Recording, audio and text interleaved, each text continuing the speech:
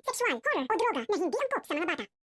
Galit na galit nga itong si Amelia nang dumating ito sa Maynila at bumalik sa kanilang tahanan sapagkat sunod-sunod umano ang balitang kanyang natanggap dahil sa pagsira ni Megan sa reputasyon nitong si Jenny.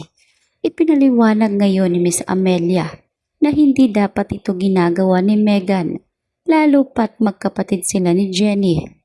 Bibihira umano ang mga ganitong sitwasyon na kinakailangan siyang intindihin ni Jenny hanggang sa dulo. Kaya naman pinagalitan din ni Amelia itong si Dara kung bakit umano mas sinusubsulan niya pa ang kanyang anak.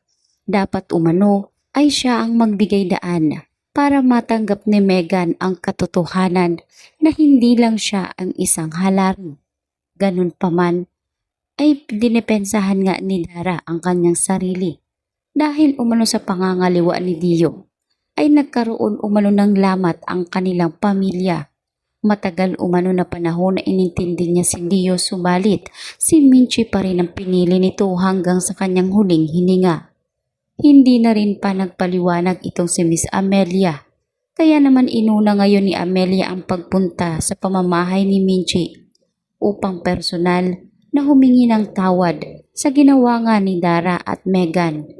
Ngunit anya pa ni Minchi na nangyari na ang mga dapat nangyari at hindi umano kayang tanggapin ni Minchi ang ginawa nga ni Dara at Megan na pagpapabagsak sa kanyang anak. Binalita rin ni Minchi na natanggal na rin si Jenny sa Yumi dahil inalis siya ng Astra M. Sa paninira ni Megan ay malaki umano ang epekto nito kay Jenny. Ganun pa man ay marami pa rin umano ang nagmamahal sa kanyang anak sapagkat tinanggap muli siya nitong si Miss Vanna at ito nga umano ang nagbigay ng paraan para muli ngang makabalik si Jenny sa kanyang karir. At ngayon ay gagawa na si Jenny ng malaking album na kakanta siya mag-isa sa entablado na hindi umano kinakailangan ang Yumi. Tahimik si Amelia at tila ba nalulungkot siya sa sinapit ng apo. Kaya naman nakiusap si Amelia na nais niyang kausapin si Jenny. Hindi ito ipinagdamot ni Minchi at sinabi niya dito kay Miss Amelia na hindi niya nahawak ang puso't utak ni Jenny. Sa pagkakataong ito ay dito nga nagkita ang maglola. Humingi ng tawad si Amelia. At sa pag-uwi nga ni Amelia ay dito nagdadabog ang kanyang apong si Megan dahil bakit umano parang pinipili ni Amelia si Jenny na ngayong mas kawawa nga itong si Megan.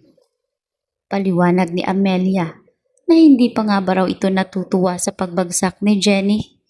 Dapat umano ay pagpasalamat ni Megan dahil isa siyang halari at ito ay daladala niya.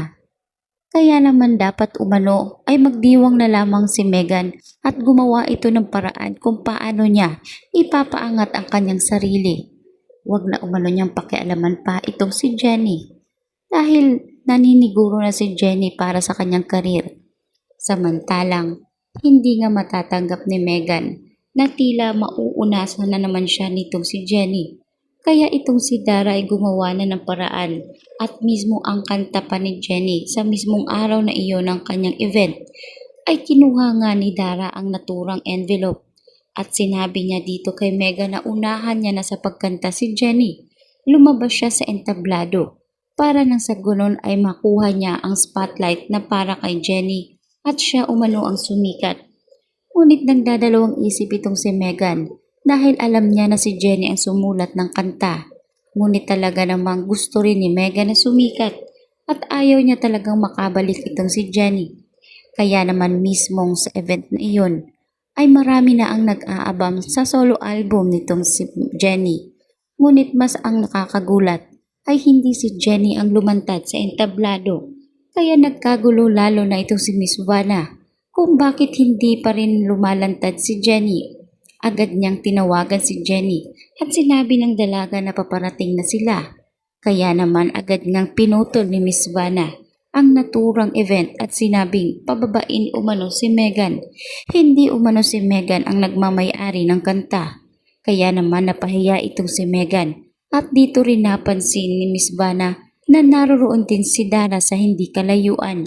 Kaya naman agad nang sinugod ni Miss Vanna si Dara at sinabing sobrang kapal na ng muka at desperado na talaga ang mag-ina dahil nagawa nilang nakawin ang hindi pag-aari nila.